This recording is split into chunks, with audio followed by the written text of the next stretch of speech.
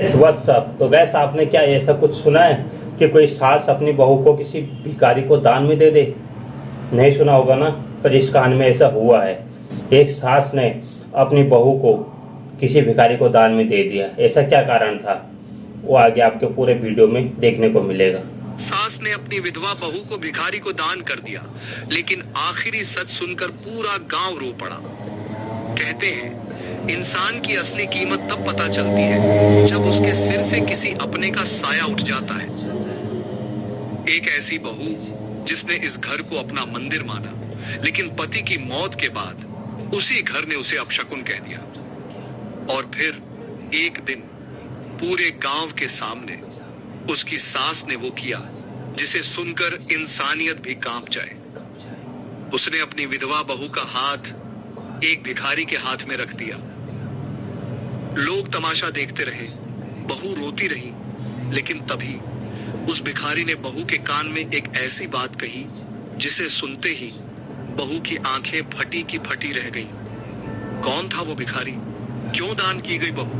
और आखिर ऐसा कौन सा राज था जिसने पूरे गांव को घुटनों पर ला दिया? आज की कहानी आपके दिल को अंदर तक हिला देगी। एक गांव से घर में रहती है आरती, सीधी सादी संस्कारी बहू। पति रोहन उससे बहुत प्यार करता है। सास भगवंती बाहर से मीठी लेकिन अंदर से लालची और कठोर।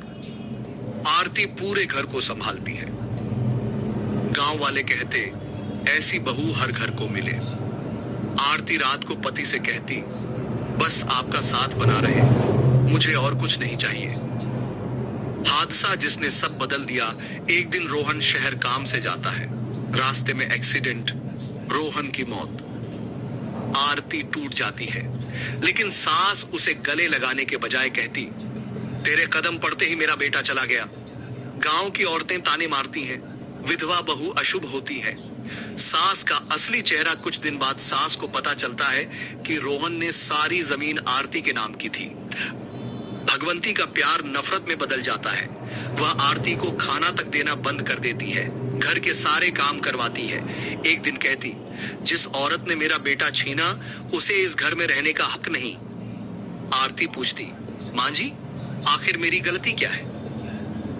सास, तेरी सांसें चल रही हैं, यही तेरी गलती है। गांव का सबसे शर्मनाक दिन। गांव में बड़ा दान पुण्य कार्यक्रम। एक बूढ़ा भिखारी गांव में आता है।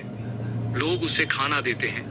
तभी सास सबके सामने आरती का हाथ पकड़कर लाती है और कहती है, मेरे लिए ये बहू अब बोझ है, आज से इसे मैं दान करती हूँ।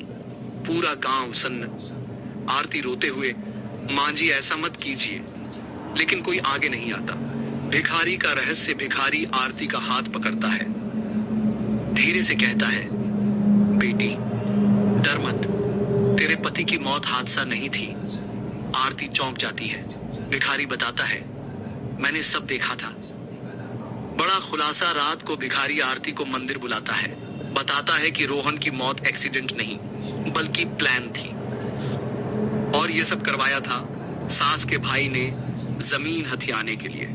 सास को भी सच पता था, लेकिन लालच में उसने चुप्पी रखी। आरती टूटकर जमीन पर बैठ जाती है। जिस घर को मैंने अपना माना उसी ने मेरा सब कुछ छीन लिया।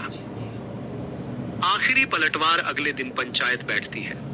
भिखारी सबूत दिखाता है।